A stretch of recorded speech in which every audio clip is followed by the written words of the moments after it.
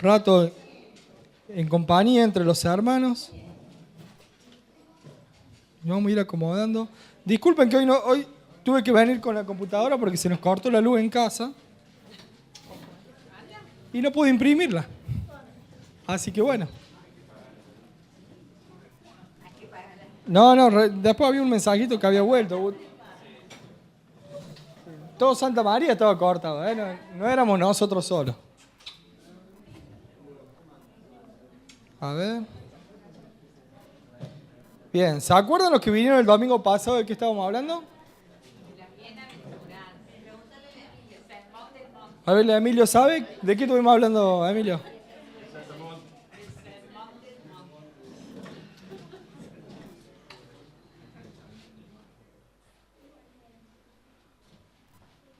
¿Te lo pusiste, Lucas?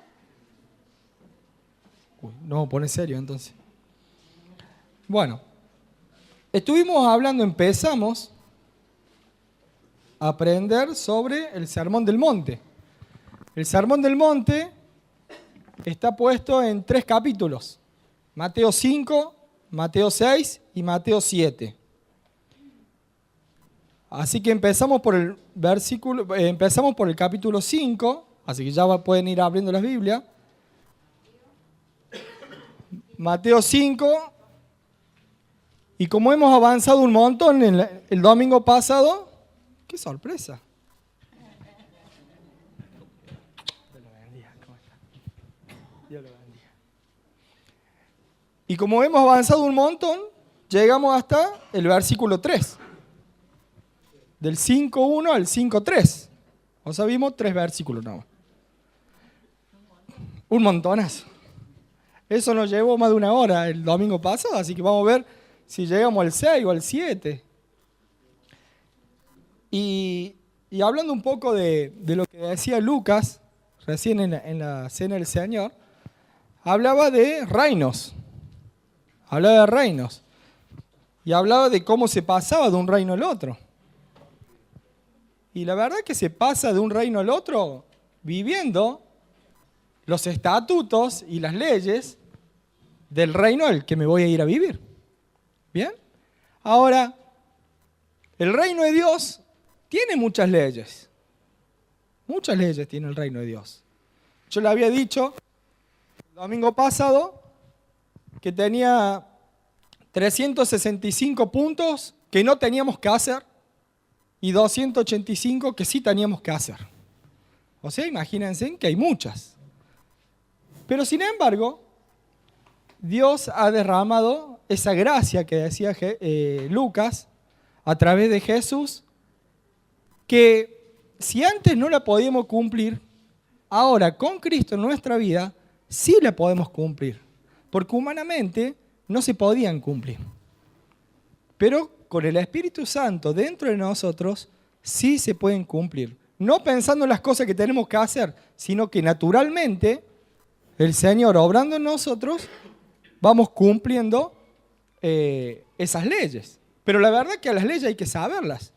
Porque si nadie nos dice que al semáforo en rojo hay que frenar, uno no va a saber que tiene que frenar.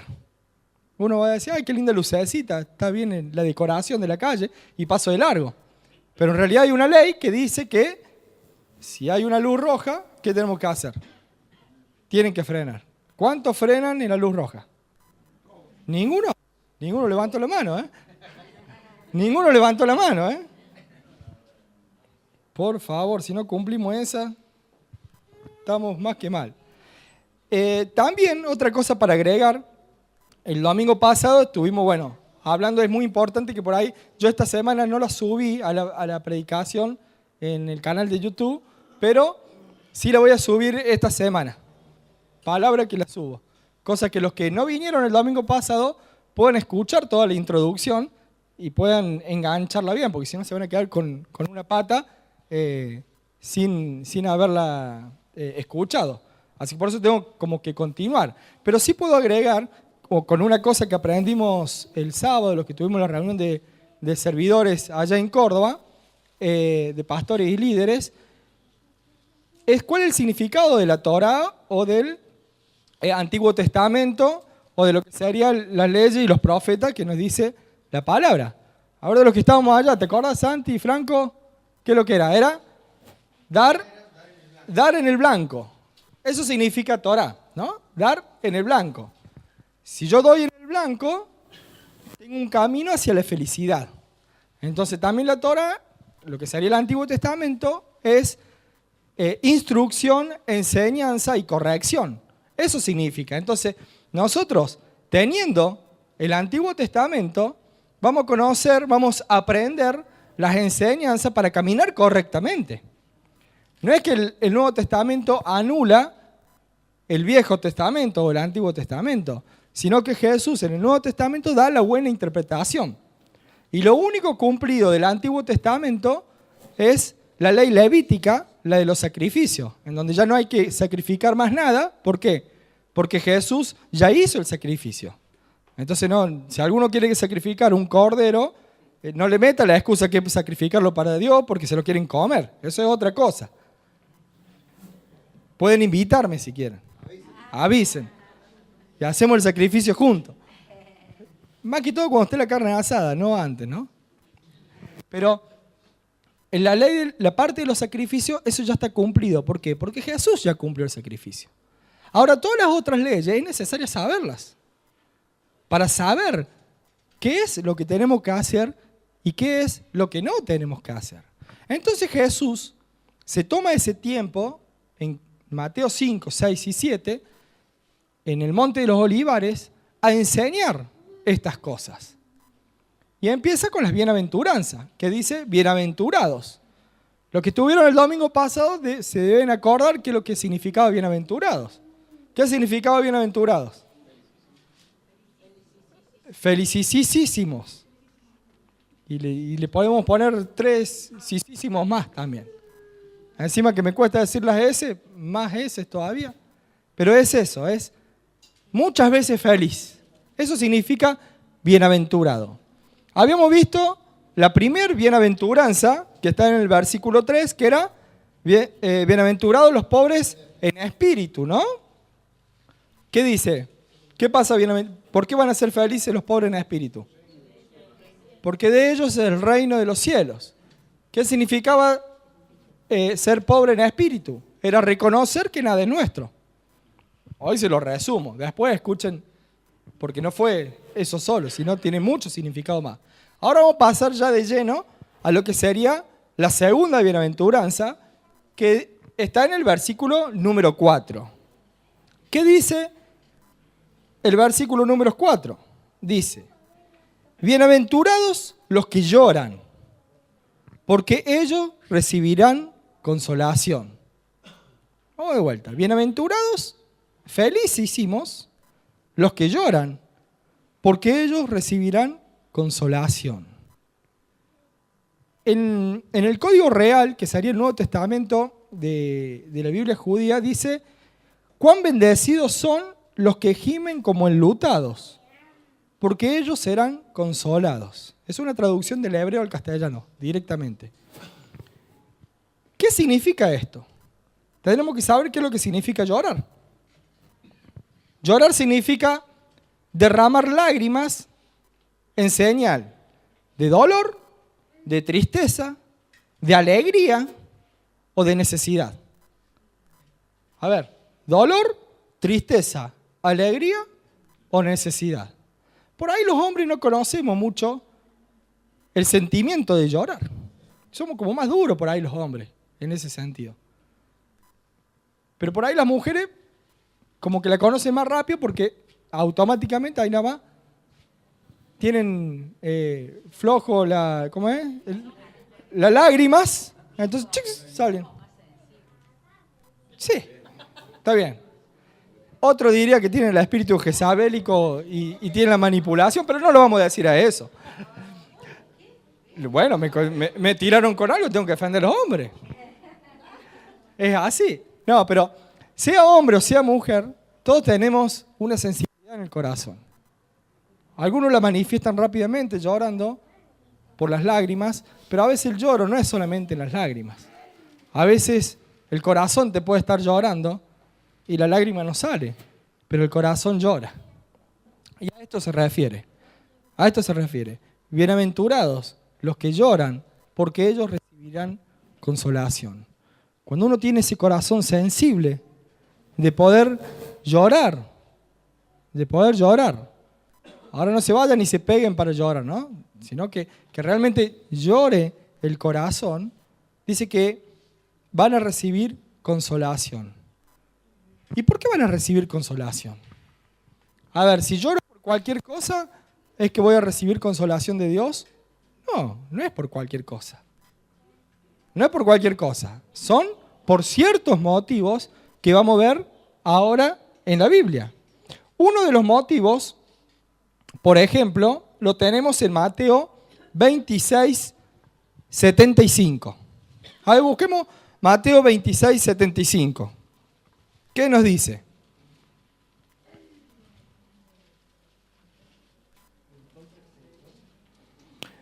El llanto que también se refiere acá en la Biblia, a veces es porque es motivado por una conciencia de indignidad y de pecados de otras personas. Las penas y los sufrimientos de otras personas también pueden provocar ese llanto en nosotros. El estado perdido del mundo, ver cuánta violencia, ver cuánta necesidad, también puede provocar el llanto en nuestro corazón. El otro día, ayer mismo que íbamos caminando con mi señora, íbamos caminando para ir a esta reunión ahí en el SUSEC, pleno centro de Córdoba, y sinceramente se me afligió el alma cuando vi a una mujer tirada a la derecha nuestra, toda tapada, o sea, había pasado toda la noche allí. Y es como que te da una sensación porque no estás posibilitado para solucionar el problema del mundo. No tenemos esa posibilidad de decir, bueno, tengo una casa, un hotel y puedo traer a toda esta gente que está así. Pero te causa algo en tu corazón cuando ves esas personas y uno dice, ¿y cómo puedo hacer para ayudar? Ese sentimiento es positivo. No es lindo, es desagradable el momento, pero es positivo porque uno empieza a tener empatía y misericordia también por las otras personas, ¿no?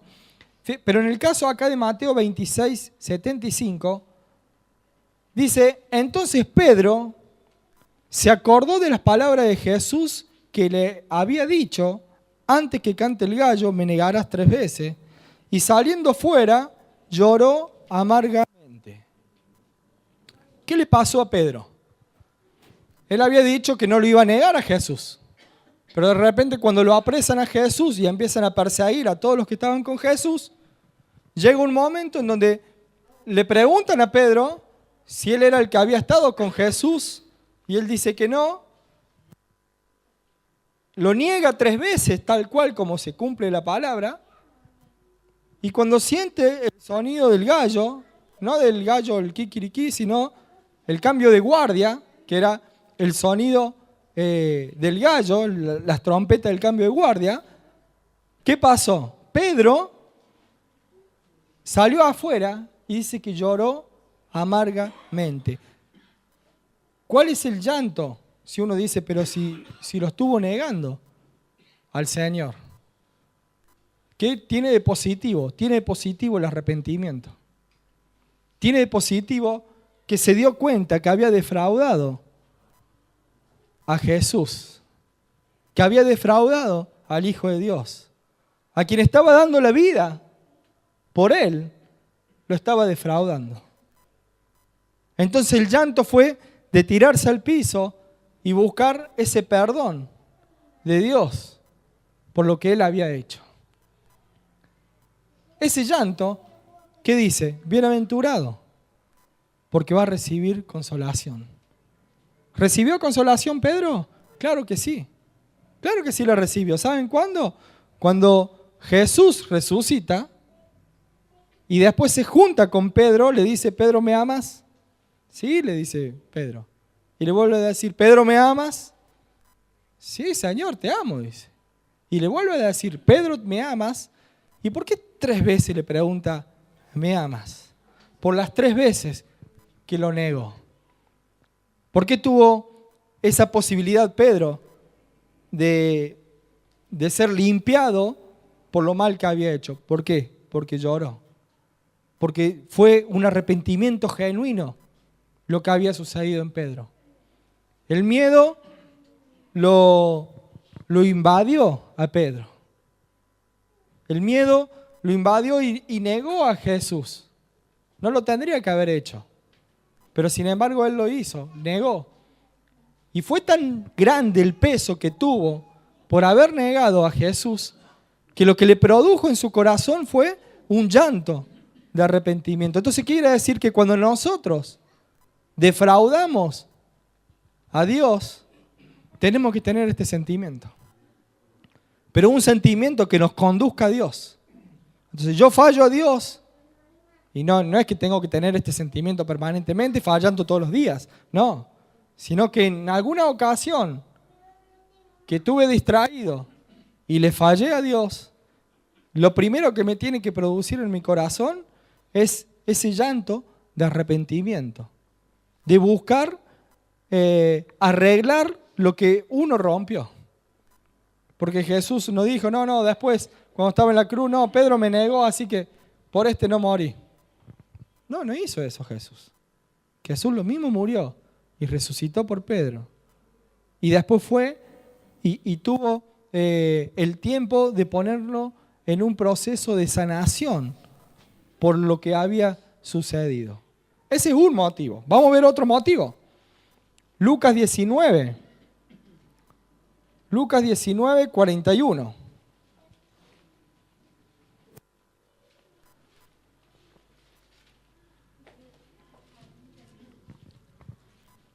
Lucas 19, 41 es Jesús el que está ahí.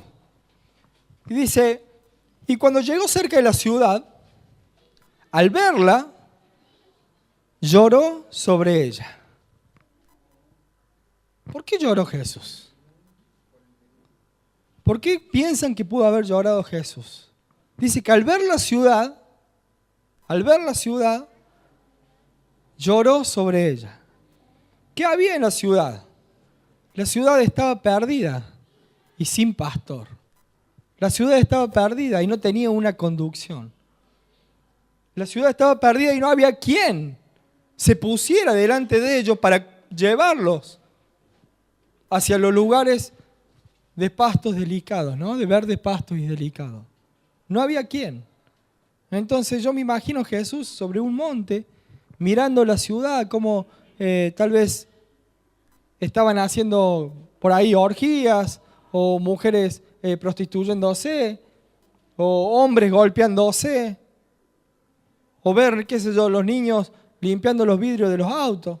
No había auto en ese momento, pero es lo que hoy podemos ver en la ciudad. Y dice que Jesús mismo, que era el Hijo de Dios, se sentó y miró la ciudad y tuvo empatía. ¿Qué es lo que es empatía? Es ponerse en lugar de las otras personas, ¿no? Y Jesús vio cuánto dolor, cuánta aflicción, cuántas cosas había en esa ciudad. ¿Y qué le produjo? Le produjo una congoja en su corazón que le produjo el llanto, que lo llevó el llanto. Dice, bienaventurado entonces lo que tienen ese sentimiento, porque vamos a recibir consolación de parte de Dios, ¿no? Vamos a ver otro punto más de por qué llorar. Juan 11:33. Es necesario tener un corazón sensible, capaz de llorar por el sufrimiento ajeno. No cualquiera puede tener ese corazón sensible de sufrir, sentir el sufrimiento de otra persona, ¿no? Juan 11:33. Dice que Jesús, lo contextualizo en un poquito. Jesús estaba a unos kilómetros de Betania, donde vivía su amigo Lázaro. Y vinieron las hermanas de Lázaro, le mandaron a decir a Jesús que llegara a Betania. ¿Para qué? Para que lo sanara, porque estaba muy enfermo.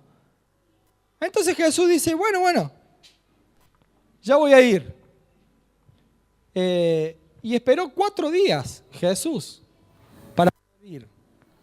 En esos 4 días ya estaba muerto Lázaro. ¿Y por qué esperó Jesús 4 días para ir? Porque Jesús sabía que tenía el poder para resucitarlo. Y él quería mostrar la gloria de Dios resucitando a su amigo Lázaro. Entonces Jesús se llega a este lugar, ya había pasado el velatorio porque ya estaba en el sepulcro Lázaro.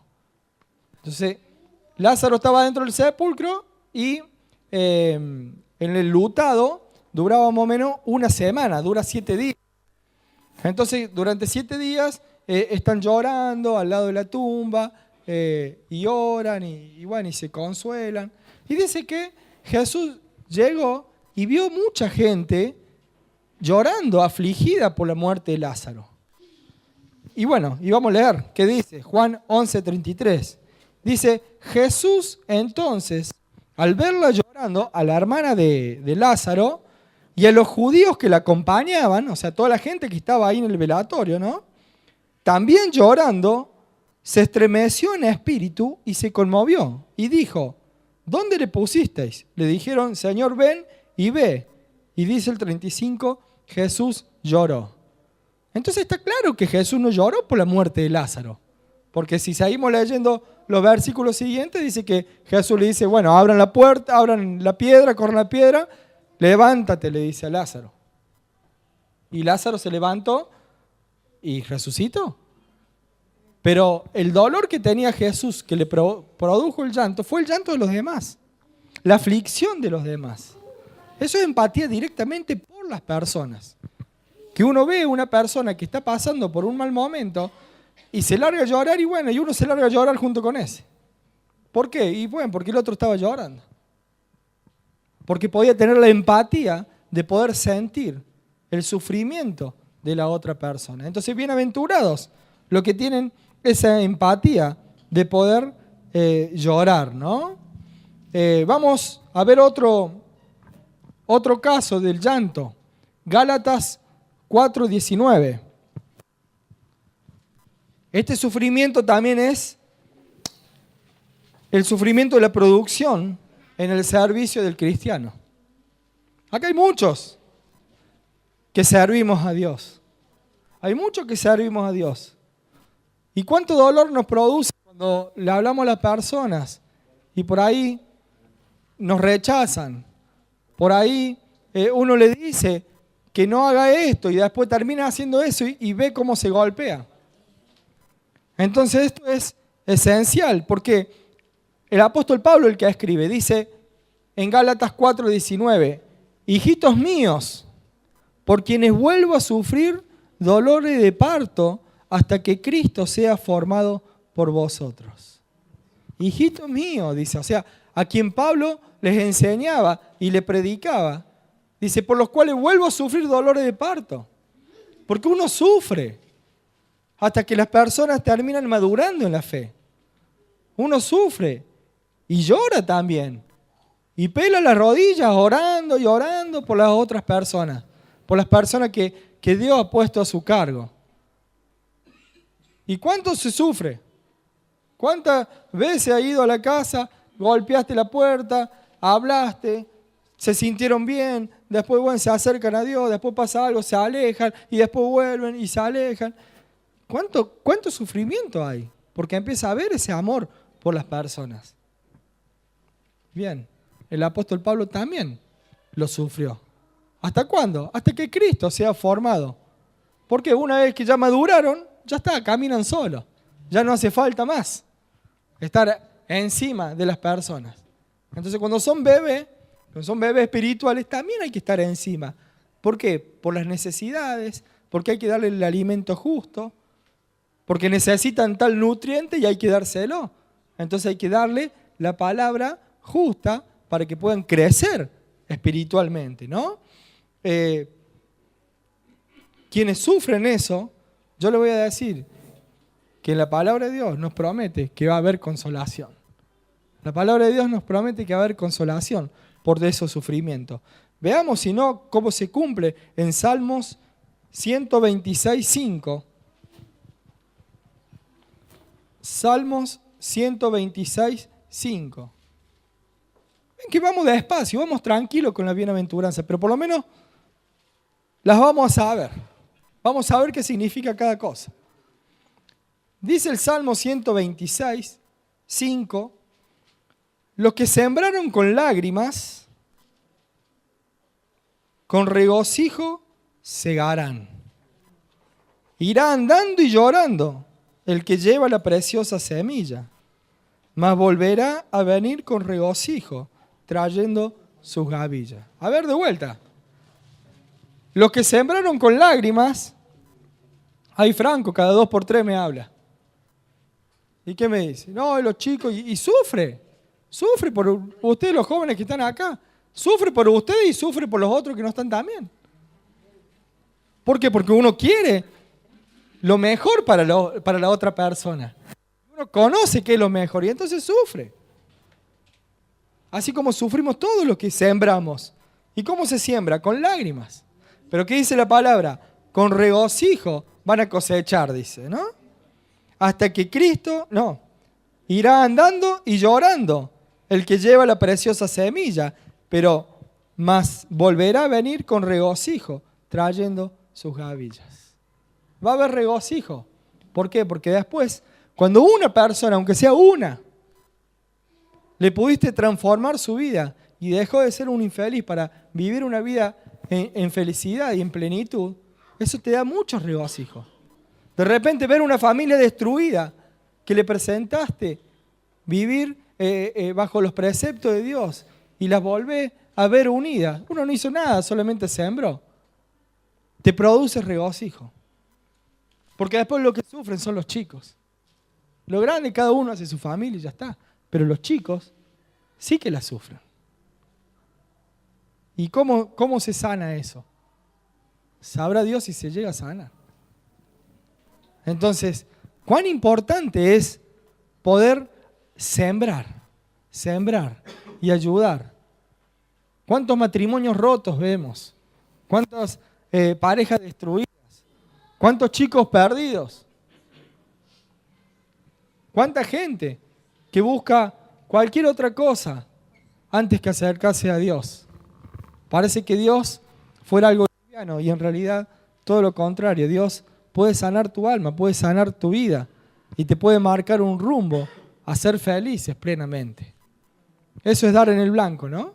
Dar en el blanco es conociendo los estatutos de Dios, cumpliendo, buscando de cumplir, no por el cumplimiento superficial, por nuestra propia fuerza, sino por el cumplimiento de que en la fe de Dios y conociendo la palabra de Dios, el Espíritu Santo nos va a ir guiando para poder caminar en rectitud, para poder caminar derecho. ¿Bien? Y vamos a leer también Apocalipsis 21:2.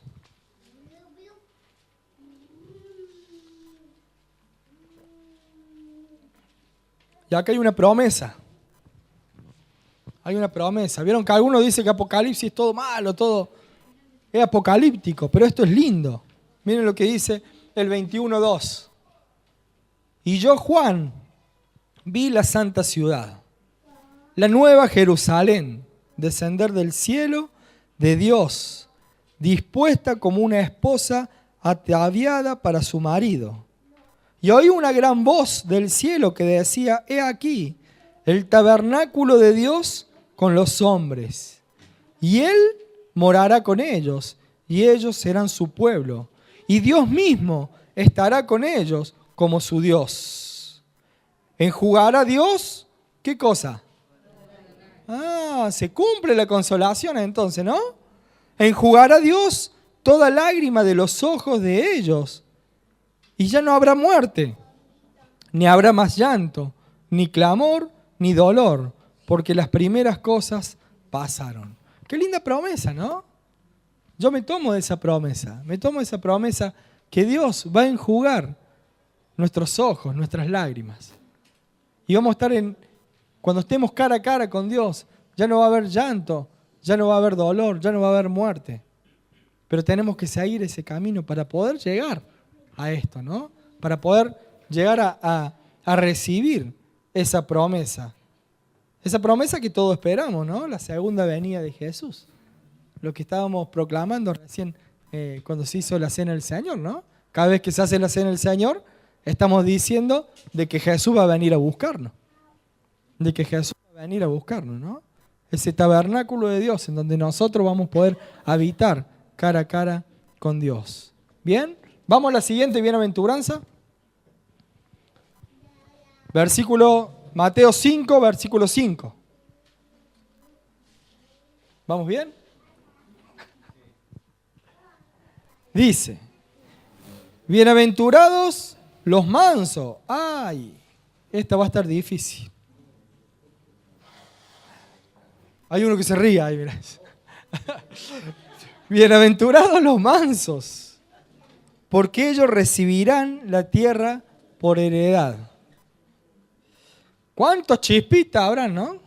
Dice, y la palabra dice, bienaventurados los mansos, porque ellos recibirán la tierra por heredad. Vamos a ver el significado de manso. Manso dice que no ataca ni actúa con agresividad. No ataca ni actúa con agresividad. Ay, los matrimonios, ¿no? Porque eso también vale para los matrimonios, ¿no? No hay que atacarse. Dice, para ser manso no hay que atacarse, porque dice que no ataca ni actúa con agresividad, sino que se muestra como dócil en compañía de las personas y se deja tomar o acariciar, que es sosegado, tranquilo y apacible. Se pueden quedar, no se vaya nadie, ¿eh? Pueden quedarse. ¿Pueden? ¿Eh? Romy, quédate, te va a servir. Te va a servir. Que es sosegado, tranquilo y apacible. ¿Listo? ¿Quedó guardado? La leemos toda completa, ¿eh? ¿A esto qué se refiere? Se refiere a un espíritu suave, un espíritu apacible, que no reaccione mal, que no ladre, que ante la ofensa de otro no reaccione, como estábamos acostumbrados en el mundo, ¿no? Cuando estábamos acostumbrados en el mundo, ¿qué pasaba cuando alguien te decía algo? Así. Se nos ponían los pelos para arriba, ¿no? Así vieron como los lobos que se le ponen todos los pelos para arriba. Los perros también. Empiezan a gruñir. Bueno, eso existía en la otra vida, antes de conocer a Dios. Ahora que conocemos a Dios, yo sé que no sucede eso. No escuché ningún amén. ¿Eh? Bien. ¿Vieron cosas que tenemos que aprender? Porque sin santidad nadie va a ver al Señor. Y esto es parte de la santidad. Esto es parte de la santidad. Entonces yo sé que tengo que ser manso. Ahora vamos a ponerlo en práctica. Entonces tendremos que orar más para que Dios me ayude, porque solo por mis propias fuerzas no puedo. Porque cuando mi esposa no me quiere hacer la comida, entonces me pongo loco. Entonces ahora le tendré que decir, bueno, mi amor, llama al delivery. No, eso no sucede. Gracias a Dios no sucede. Pero eso se refiere a tener una mansedumbre, un espíritu manso, un espíritu apacible, que es totalmente contrario a ¿qué? Es contrario al orgullo, a ser susceptible, a ser impaciente, a ser vengativo y ser violento. Entonces, este espíritu de mansedumbre no es solamente, no, yo no me ando agarrando las trompadas con nadie. No, eso sería muy desastroso. Estamos hablando de inactitudes nomás de corazón. Estamos hilando finito. Lo podemos poner en práctica en el matrimonio. ¿Por qué? Porque en el matrimonio es cuando uno convive y puede tener más roce. Capaz que te llevaste bien con todo el mundo y llegaste a tu casa y te llevas mal con tu esposa o con tu esposo. Y eso es malo ante los ojos de Dios. Porque ante los ojos de Dios nosotros tenemos que ser mansos, sin orgullo, ser sin impaciencia, no ser vengativos, ni tampoco violentos. Veamos qué dice Santiago 3:13. Vamos a ampliar un poco esto.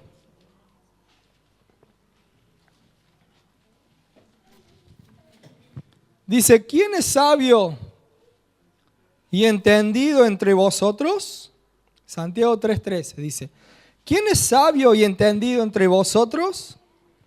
Muestre por la buena conducta sus obras en sabia mansedumbre.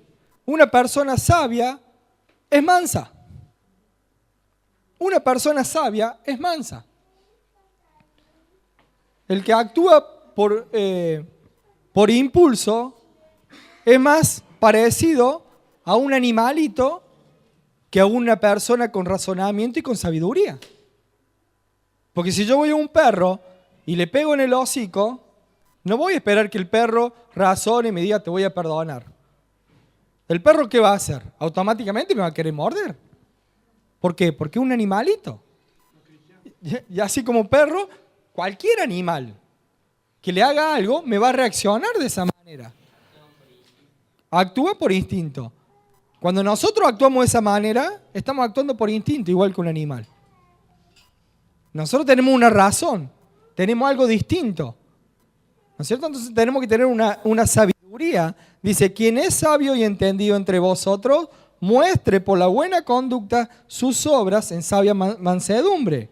Pero si tenéis celos amargos y contención en vuestro corazón, ven que no está hablando en la parte superficial, sino en lo interior.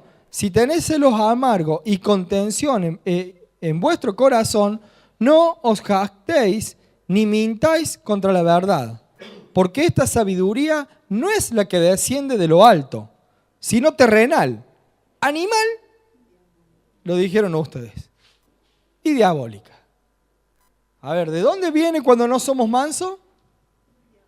De la carne, de nuestro animalismo, o hasta también del diablo. Miren de dónde vienen todas esas cosas. Pero cuando somos mansos, esa mansedumbre proviene de Dios. Es sabiduría de Dios en nosotros, cuando somos personas mansas. ¿Ustedes sabían qué había pasado con Moisés? Hay varios que ven Moisés, ¿no? Yo no sé en qué parte van de la novela, pero no sé si vieron. Ah, están las plagas. Ah, entonces ya pasó cuando Moisés mató al egipcio. ¿Lo vieron esa? Bien. ¿Qué significa? ¿Cómo era Moisés? ¿Eh? Chispita, ¿cómo era? ¿Era manso? Entonces, ¿por qué entonces la Biblia está mintiendo? Veamos número 12, ¿qué dice? Veamos qué dice número 12. Porque dice, número 12:3. Números 12:3. Números 12:3. No, ¿qué número? Estamos buscando un número, no. Ustedes me parece que andan en los sorteos. Números 12:3.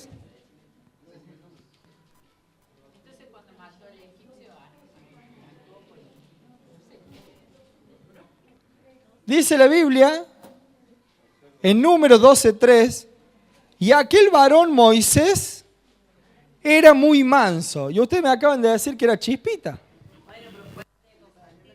Bien, bien. ¿Qué pasó con Moisés? ¿Qué pasó con Moisés para ser muy manso? Dice, y aquel varón Moisés era muy manso. Y sigue, dice, más que todos los hombres que había sobre la tierra.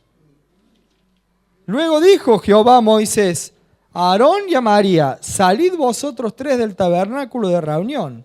Y salieron ellos tres. Entonces Jehová descendió en la columna de nube y se puso a la puerta del tabernáculo y llamó a Aarón y a María y salieron ambos.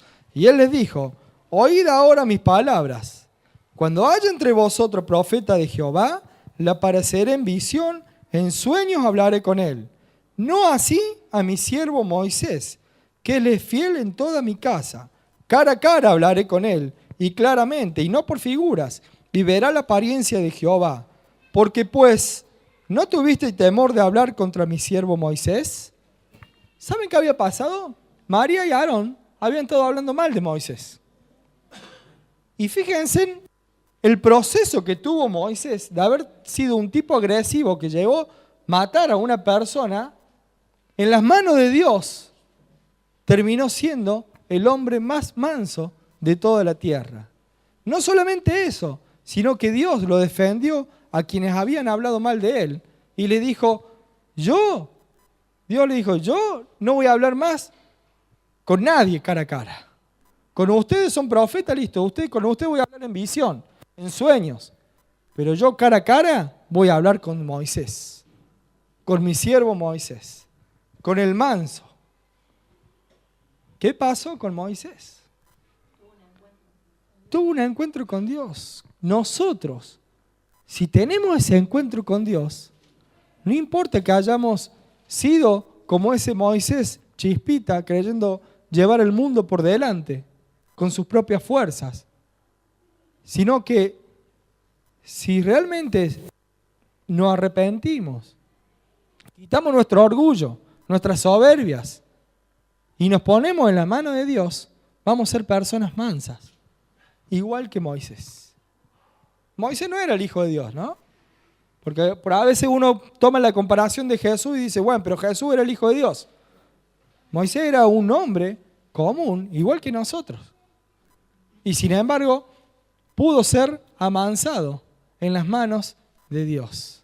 En las manos de Dios podemos ser amansados. ¿Bien? Sí. María era la hermana de Moisés. Y entre ellos... no, porque se llama Miriam. Porque es mala la traducción.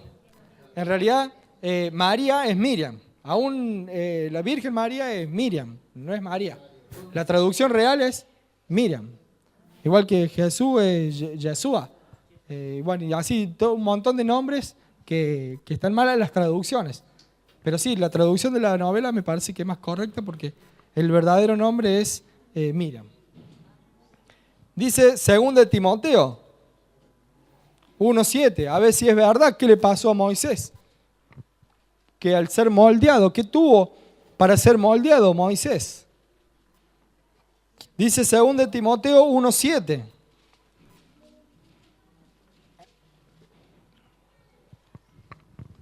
Dice, porque no nos ha dado Dios espíritu de cobardía, sino de ¿qué? De poder, de amor y de dominio propio.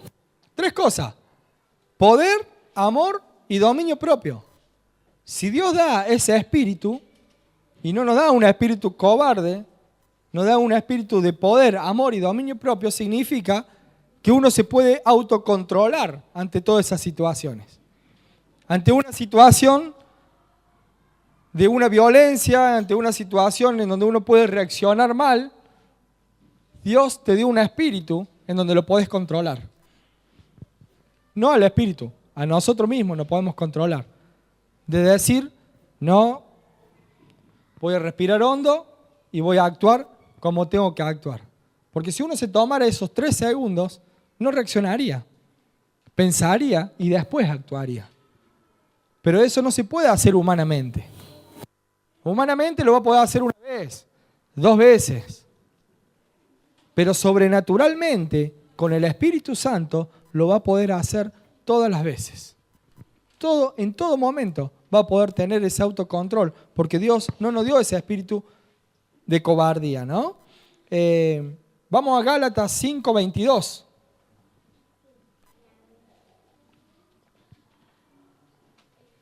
Gálatas 5:22 nos dice qué es lo que contiene el fruto del Espíritu Santo. ¿Qué es lo que contiene el fruto del Espíritu Santo? Entonces, si nosotros decimos que tenemos el Espíritu Santo, tenemos que tener este fruto. Si no, empecémonos a preocuparnos y a orar más para poder ser llenos del Espíritu Santo y estar en comunión con Dios y no en desobediencia, ¿no? Porque dice Gálatas 5:22, más el fruto del Espíritu, fíjense que es uno, no son muchos frutos, es un fruto que contiene todo esto. Dice, más el fruto del Espíritu es amor, gozo, paz, paciencia, benignidad, bondad, fe, mansedumbre, dice. Mansedumbre, templanza. Contra tales cosas no hay ley. Si tenemos el Espíritu Santo, tenemos que ser mansos. Tenemos que ser mansos. Entonces, en realidad, más que decirle, Señor, ayúdame a ser más manso, tengo que decirle, Señor, muéstrame en qué ando caminando mal para que pueda tener ese Espíritu Santo y obrar realmente con el fruto del Espíritu. Y voy a ser manso automáticamente. Es muy simple. Si yo me pongo el Espíritu, tengo que tener esos frutos. Si no los tengo es porque hay algo que está impidiendo que el Espíritu esté dentro mío. Ya sea un pecado, sea falta de comunión con Dios, falta de oración. Después cada uno lo sabrá. Pero si no tenemos esa mansedumbre, hay algo que está fallando y que lo tenemos que corregir. Y eso se corrige en comunión con Dios. ¿Bien? Vamos a ver a alguien que es un manso para imitar. Mateo 11, 28. Y bueno, por lo visto hoy vimos dos nomás. Vamos a tener que morir en dos bienaventuranzas. Mateo 11, 28. ¿Qué dice Jesús? Dice, venid a mí todos los que estéis trabajados y cargados, y yo os haré descansar, dice.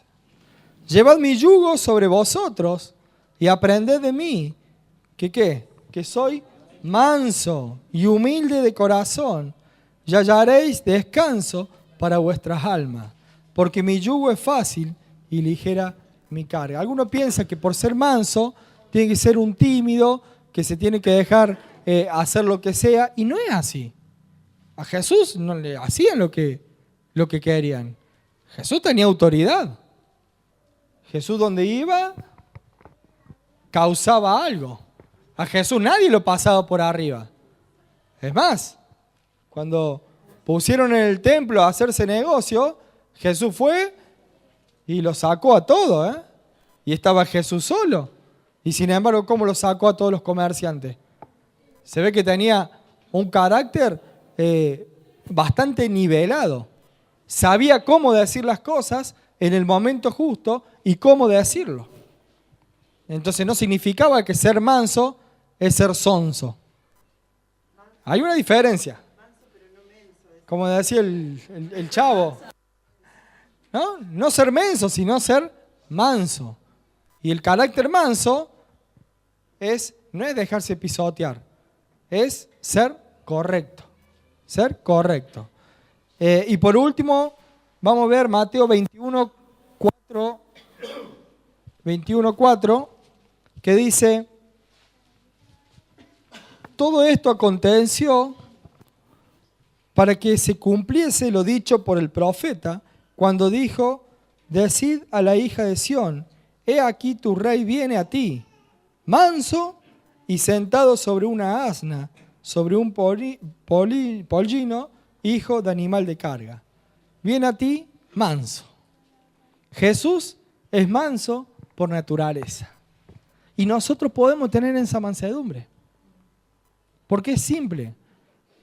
A ver, si nosotros decimos que Jesús es manso, decimos que el fruto del Espíritu Santo tiene mansedumbre, entonces si Jesús habita en mí a través del Espíritu Santo, tengo que ser manso. No me queda otra. No me queda otra. Y si soy manso, tengo una promesa. Porque dice, bienaventurados los mansos, porque ¿qué pasa con los mansos? Recibirán la tierra por heredad. ¿Bien?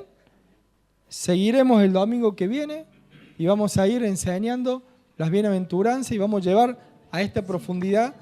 Preferible ir viendo pocas, pero que vayamos sabiendo bien qué significa cada uno. Amén.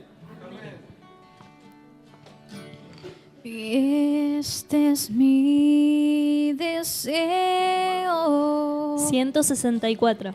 Honrarte hacia ti. Con todo mi ser te adoro